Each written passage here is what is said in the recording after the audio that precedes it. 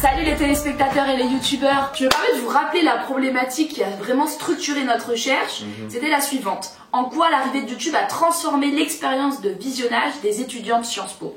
Donc, pour répondre à cette problématique, nous avons opté certes pour une étude quantitative, un peu boring. Donc, on va se focaliser sur l'expérience personnelle des étudiants, Sciences Piste, à travers une étude qualitative, à travers des interviews, des entretiens sociologiques, à partir desquels nous avons tiré certaines conclusions quant à l'interaction des jeunes et YouTube et la télévision. Des jeunes de Sciences Po. Des jeunes de Sciences Po. Donc, pour la méthodologie de notre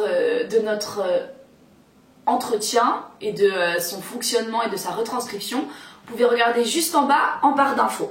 Nous allons vous reconstituer un entretien que nous avons effectué lors de notre enquête de terrain. Il s'agit donc de lire la restitution de l'entretien. Cette restitution a été effectuée selon une méthodologie qui a été théorisée par Dumas-Zodier, qui explique en fait qu'on doit trouver une balance entre la posture illustratrice et la posture restitutive. Donc il ne s'agit pas de tout réécrire, de tout retranscrire, mais en même temps il ne s'agit pas d'orienter nos propos dans la direction de nos hypothèses de recherche et de notre problématique. Nous avons tenté de trouver cet équilibre. Donc il s'agissait d'un entretien avec un garçon de 19 ans de Sciences Po qui est en 2e année, un ami d'amis, donc pas dans notre cercle tout à fait proche. La première question que nous avons posée est donc la suivante. YouTube est-il la plateforme sur laquelle tu regardes le plus de contenu vidéo ?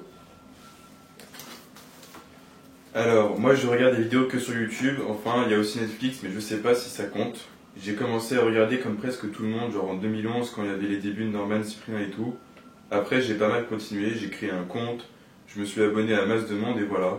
Maintenant je regarde presque 1 heure de YouTube chaque jour et bah, ça va des vidéos de vlogueurs comme Casey Neistat à des émissions replay comme C'est à vous sur France 5. Donc quel type de contenu regardes-tu le plus sur YouTube? Est-ce qu'il s'agit de clips, de tutos, de podcasts, de contenu humoristique? Justement, c'est ce que je disais depuis que j'ai commencé à aller sur YouTube, j'ai vraiment switché d'un bail full sketch à vraiment tout. Je regarde autant des émissions TV en replay que des vidéos comiques, que des vlogs ou des vidéos de voyage. Après, c'est paradoxal de ouf parce que même si j'ai vraiment l'impression d'apprendre un bail et que certains trucs sont hyper intéressants, bah, je pense pas forcément être capable de te dire tout ce qui a été dit dans la vidéo. Mais sur le fond, c'est quand même pas mal instructif pour certains contenus.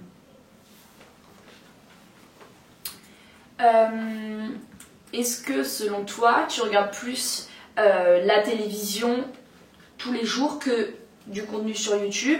Et est-ce que tu trouves que la télévision est un média dépassé? Est-ce que tu as l'impression de faire partie en fait, d'une génération post-télé qui regarde tous ces contenus sur des plateformes audiovisuelles comme YouTube?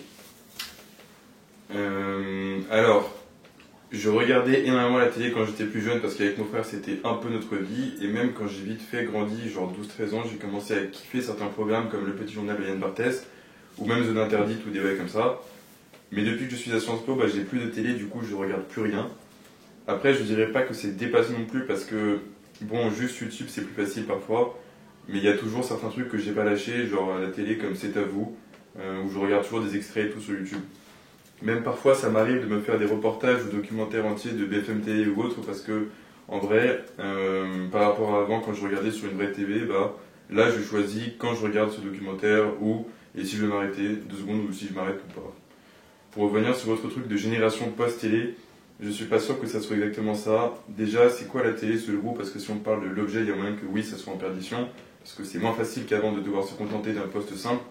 Mais si on parle de la télé, genre le contenu, bah je pense pas parce que je connais plein de gens qui choisissent juste de regarder en replay ou sur YouTube.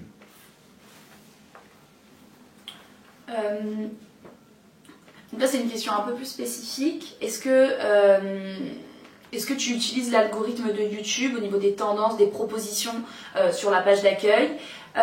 Et est-ce que cet outil qui a été élaboré, cet outil particulier élaboré par YouTube te permet de découvrir de nouveaux contenus, de nouveaux créateurs de contenu, de nouvelles chaînes? Et est-ce que tu trouves finalement cet outil plutôt performant ou non? Alors, j'utilise pas tant que ça les trucs tendances et tout parce que j'ai déjà mes abonnements perso. et tout, mais en vrai parfois je me perds quand même dans des recommandations qui pop-up dans l'accueil et parfois c'est vraiment pas mal. Par exemple, je sais plus, il y a quelques jours j'ai découvert Yes Theory, une chaîne américaine grave sympa, et j'avais regardé une vidéo recommandée que j'ai bien kiffé et j'ai fini par voir plus ou moins toutes leurs vidéos. Après il y a aussi des bails sombres, genre quand je cherche une vidéo typiquement, il y avait une chanson Bollywood que j'aimais bien, puis après, pendant 2 semaines, j'ai eu que du Bollywood sous mes recommandations, c'était terrible. Donc ça constitue une portion de nos entretiens, mais je dirais que c'est la base un peu de l'entretien. Donc à partir de ces 6 entretiens que nous avons élaborés, nous avons tiré certaines conclusions à partir de certaines hypothèses et de notre problématique que nous allons expliquer. Donc si une chose est bien importante à comprendre, c'est que le lien entre la télévision et les jeunes n'est pas véritablement rompu comme nous avons pu le penser au préalable au début de notre recherche.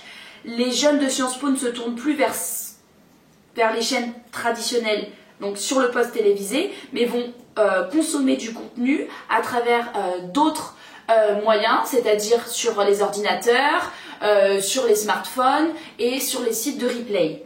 En effet, la multiplication des écrans a conduit à une individualisation de la consommation de contenu, puisque la télévision n'est plus le seul lieu où sortent les images, comme on peut avoir l'impression, enfin comme c'était le cas quand on était jeune et qu'on vivait sous le toit de nos parents et qu'on n'était pas encore en possession d'un smartphone ou d'une tablette ou d'un ordinateur. Notre deuxième conclusion tirée de cette recherche, c'est que YouTube se rapproche de la télé parce que il y a une professionnalisation du secteur de YouTube qui est très importante. Son contenu est personnifié, son algorithme permet une meilleure utilisation et consommation des contenus en reprenant finalement les codes classiques de la télévision. On voit donc qu'il n'y a pas une véritable rupture entre la télévision et YouTube, mais plutôt une interaction. Ils se nourrissent mutuellement pour finalement subvenir aux besoins à la fois du téléspectateur auparavant et maintenant de l'abonné et du consommateur de contenu sur YouTube. Donc la télé se rapproche de YouTube, YouTube se rapproche de la télé.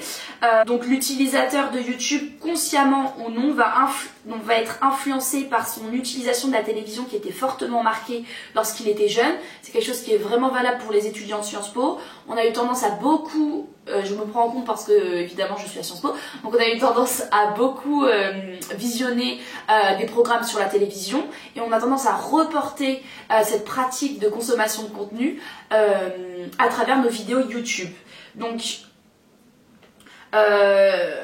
les jeunes de Sciences Po restent inévitablement liés à leur télévision, même si le comportement a changé, leur expérience de visionnage a changé, leur lien affectif avec le poste télévisé a changé véritablement. Il y a vraiment une volonté de pouvoir regarder du contenu quand on veut, quand on peut, de façon gratuite et de façon plus participative. C'est quelque chose qui est beaucoup ressorti de nos entretiens, le fait qu'on puisse liker, s'abonner. Qu'est-ce qu'il y a d'autre comme autre moyen de... Commenter. Donc l'aspect passif en fait du consommateur de contenu a véritablement changé. C'était une approche qu'on pouvait avoir avec la télévision. Ce qui est vraiment important de retenir de cette recherche que nous avons effectuée, c'est que dans un premier temps, si à travers la première vidéo, donc l'histoire de YouTube, l'histoire de la télévision, le fait que YouTube s'est implémenté de façon bien plus rapide que la télévision et ce qui pourrait nous laisser penser que YouTube a complètement remplacé la télévision, et bien finalement est totalement erroné. On l'a vu à travers certes l'étude quantitative donc effectuée et expliquée par Gaspard, mais aussi à travers l'exploration de la relation des sciences pistes à YouTube et à la télévision. On voit qu'il y a vraiment un lien et on peut même en conclure qu'il y a un lien affectif, le fait que la télévision est vraiment rapportée au cocon familial, au foyer, tandis que YouTube est plus considéré comme l'émancipation. Notre recherche, ça a été vraiment de partir de l'idée la plus globale avec une approche historique, avec des connaissances très peu personnelles. Ensuite, nous avons resserré l'étau avec une étude quantitative.